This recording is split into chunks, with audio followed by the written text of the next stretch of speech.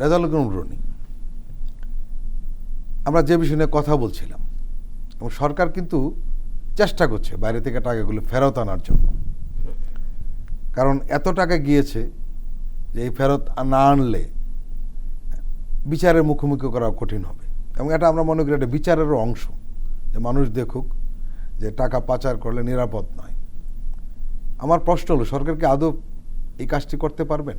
এই সরকার কিন্তু একটা স্বাভাবিক পরিস্থিতির সরকার না, একটা গণ অভ্যুত্থানের মধ্য দিয়ে গঠিত হওয়া সরকার। ফলে জনগণের আকাঙ্ক্ষা আপনারা ধরেন যে একটু সর্বোচ্চ লেভেলে থাকবে বা একটু বেশিই থাকবে। এটা এই সরকারের কিন্তু আরেকটা বৈশিষ্ট্য রয়েছে, সবচেয়ে শক্তিশালী সরকার, সব রাজনৈতিক দলের এই সরকার সমর্থন প্রত্যেকটা। হ্যাঁ, তো সেইটা কিন্তু কথা হলো যে ধরেন মানে একটা লম্বা সময় এখানে ধরেন আগে দুর্নীতি হইতো, যেটা আমি বলতাম, কিন্তু সেটাকে আগে ঘুষ হইতো, কিন্তু সেটাকে একটা খারাপ কাজ, হ্যাঁ, একটা অন্যায় হিসাবে আমরা মানতাম। কিন্তু আওয়ামী লীগের সময় যেটা হয়েছে, শুধু ফ্যাসিবাদেরই সামাজিকীকরণ হয় নাই, অনৈতিকতা, ঘুষ, দুর্নীতি এগুলো একটা নিয়মের ব্যাপারে পরিণত হয়েছে, এগুলো একটা স্বাভাবিকীকরণ করা হয়েছে। এটাকে মনে করে দেয় স্বাভাবিক। হ্যাঁ, সে ঘুষ দিয়া চাকরি নিয়ে ভালো পোস্টে গেছে মানে সফল, সে প্রশ্নপত্র কিনেও ডাক্তার হয়েছে মানে সে সফল। ফলে এই যে একটা ইভিল স্পিরিট, হ্যাঁ, এই স্পিরিটটাকে সে এমন জায়গায় নিয়ে গেছে, এবং এটা নিয়ে যাওয়ার ক্ষেত্রে জন্য সে কী করছে, সে ধরেন এখন আওয়ামী লীগের উন্নয়নের মডেলটা, উন্নয়নের যে জিকিরটা, এটা যদি আপনি পলিটিক্যালি বোঝার চেষ্টা করেন এবং সাইকোলজিক্যাল ইম্প্যাক্ট এটা সমাজ যদি বোঝার চেষ্টা করি আমরা, তাহলে আমরা কি দেখব? আমরা দেখব যে ধরেন এই যে উন্নয়ন কিন্তু একটা মানে আপনার কী বলে একটা ভায়োলেন্ট ফেনোমেনা। সে জানতো যে এই ধরনের গভর্নমেন্টের পরিণতি এরকমই হয়, এটা না জানার কোনো কারণে যারা রাজনীতি করে। হ্যাঁ, কারণ আপনার রাজনীতিহীন ক্ষমতা একটা ডেঞ্জারাস ফেনোমেনা। আওয়ামী লীগের তো কোনো রাজনীতি ছিল না, কারণ ফ্যাসিবাদের কোনো রাজনীতি থাকে না, থাকে একটা সংগঠন, এবং যে সংগঠনটা দানবীয় কায়দা সব কিছু কন্ট্রোল করে এবং সে নিজের মতো করে রুল করে। দ্যাট ইজ দ্য মানে ফ্যাসিজমের একটা কমন ফেনোমেনা।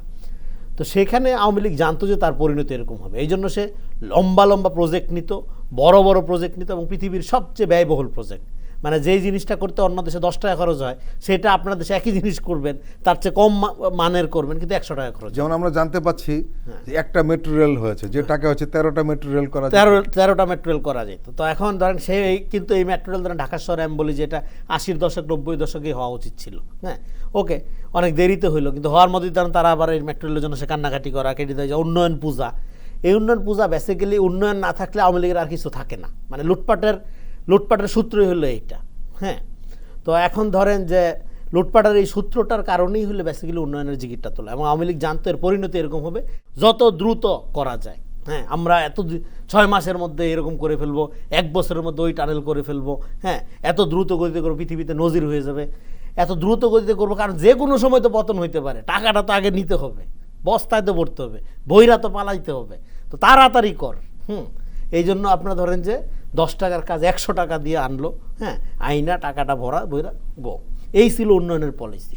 তো আপনার এই জন্য এই উন্নয়নটা বাংলাদেশকে আসলে একদম পথের ফকির বানাই দিয়ে গেছে। আমাদের ইকোনমি এখন দেখেন এই গভর্নমেন্ট প্রতিষ্ঠিত হওয়ার পরে জনগণ যেভাবে আশা করছিল জীবনযাত্রার মান, বাজারে অন্তত একটা, এখন শীতকাল একটু বাজার সবজির দামটাম কম স্বাভাবিকভাবেই, কিন্তু ওভারঅল যদি আমি গরিব মানুষের পার্সপেক্টিভের কথা চিন্তা করি, মানুষ আসলে হতাশ, এবং বেকারত্ব তো ভয়াবহ, এবং এখনও চাকরির বাজারে যে ধরনের ঘুষ তদবির এগুলো বহাল আছে, কারণ ফ্যাসিবাদের এন্টার আপনার সিস্টেমটা আপনার এখনও আছে।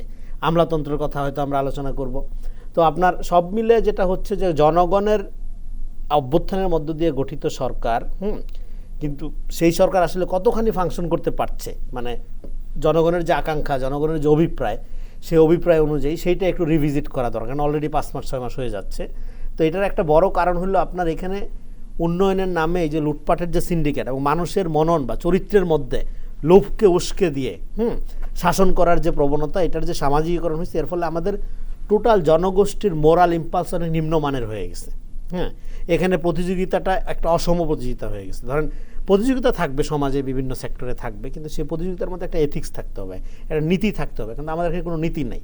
এটা আপনার ধরেন আমি একসাথে দৌড় প্রতিযোগিতা শুরু করলাম, এরপরে আমি আপনাকে ল্যাং দিয়ে যাই আমি ফার্স্ট হয়ে গেলাম, এরপর আমি দাবি করতেছি আমি কিন্তু ওর চেয়ে সেরা দৌড়বিদ, আমি যে ল্যাং মাইরে আসলাম আপনারে, হ্যাঁ, এটা কোনো ব্যাপার না, আমি তো ফার্স্ট হয়েছি।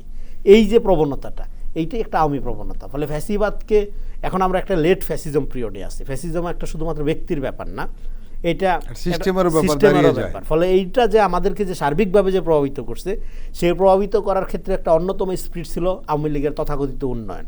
ফলে এই উন্নয়নের টোটাল ফেনোমেনার ভিকটিম হলো আজকে বাংলাদেশ। হ্যাঁ, এবং আজকে শেখ হাসিনা দেখেন, এই আওয়ামী পরিবার, এই মুজিব পরিবারটা একটা গ্লোবাল বার্ডেন। এখন এই গ্লোবাল বার্ডেনটা পুষে রাখে কে? ইন্ডিয়া। এবং এখনও শেখ হাসিনা আপনার ইন্ডিয়ার শেল্টারে আছে, এবং সেখান থেকে সে নানা রকম উস্কানিমূলক কথাবার্তা বলতেছে, অস্থিতিশীল করার চেষ্টা করছে। এবং আওয়ামী লীগের যারা সমর্থক, তারা একবার এটা চিন্তা করে না সে তাদের জীবনকে, হ্যাঁ, তাদের প্রায় লক্ষ লক্ষ সমর্থকের জীবনকে বিপন্ন করে সে যে আরামায় এসে আছে, হ্যাঁ, একটা সিকিউর অবস্থার মধ্যে আছে, থেকে সে এখানে তাদেরকে উস্কায় দিয়ে তাদের জীবনকে বিপন্ন করার দিকে এরা কিন্তু এটা ভাবে না, এটা অদ্ভুত ব্যাপার। ফলে এটা তাদের রিয়েলাইজ করা উচিত, করে দ্রুত তারা একটা প্রতারণার শিকার হয়েছে মুজিব পরিবার দ্বারা, এটা রিয়েলাইজ করে তারা রাজনীতি করুক। আমি মনে করি তাদের সুষ্ঠু বিচারের মধ্যে দিয়ে রাজনীতিতে ফিরিয়ে আনাটা হলো একটা গুরুত্বপূর্ণ কাজ আমাদের। কিন্তু তাই বলে অপরাধীদের পুনর্বাসনের প্রতিযোগিতা বিভিন্ন রাজনৈতিক দলগুলো করবে, সেটা আমরা দেখতে চাই না। হ্যাঁ, একটা ন্যায়সঙ্গত বিচারিক প্রক্রিয়ার মধ্যে দিয়ে এই বিপুল জনগোষ্ঠীকে, হ্যাঁ, আপনার অবশ্যই পলিটিক্যালি পুনর্বাসন করতে পারতে হবে। সেটা করার জন্য আমাদের এই যে উন্নয়নের যে পুরো মডেলটা, এটা যে ডিস্ট্রাকটিভ মডেল। হ্যাঁ, আপনি হাওরের মধ্যে দিয়ে রাস্তা করে দিচ্ছেন, পানি বন্ধ, কৃষি বন্ধ, আপনি উন্নয়ন, রাস্তা দিয়ে পানি খাবেন। ফলে এই যে আপনার ধরেন ইটকার দালান দেখে আমাদের যে চক্ষু চরক গাছ হয়ে যায়, কত বড় উন্নয়ন, নট নেসেসারি একটা কনস্ট্রাকশন আপনার উন্নয়ন ডিস্ট্রাকটিভ হইতে পারে, তার ইকোলজিক্যাল আপনার ব্যালেন্সের জন্য ক্ষতিকর হইতে পারে, সেটা হয়েছে। আজকে ঢাকা শহর দেখেন, ঢাকা শহর পৃথিবীর সবচেয়ে বসবাসের অনুপযোগী একটা জায়গা। এখানে মানুষের জীবনই তো বাঁচবে না, তার আয়ু ক্ষয়ের একটা জায়গা হয়ে গেছে। ফলে আপনি কিসের উন্নয়নের কথা বলেন? ফলে আমাদের এই যে আপনার মানুষকে প্রাধান্য দিয়ে, মানুষের মর্যাদা, মানুষের ডিগনিটিকে প্রাধান্য দিয়ে, যে আমি কম খান, আপনি কম খান, কম পড়েন, কোনো সমস্যা নেই, কিন্তু হিউম্যান ডিগনিটি, সিটিজেন অধিকার গুরুত্বপূর্ণ। আওয়ামী লীগ এইটাই ধ্বংস করছে। আওয়ামী লীগ বলছে তোরে আমি দালান দিব, তোরে আমি বড় উন্নয়ন দেখাবো, এবং তোর মানসিক, তোর নৈতিক অধপতনটা ঘটায় ছাড়বো। এই যে ইভিল স্পিরিট, এই যে শয়তানের পূজা, এই যে শয়তানের আপনার কি বলে যে আপনার এই যে দৌরাত্ম্য, এইটাকে নফসানিয়াতে পরিণত করছে। এটা মানুষের স্বভাবের অংশ হয়ে গেছে, যেই কারণে ডেমোক্রেসি রিস্টোর করা বাংলাদেশে খুবই কঠিন হচ্ছে।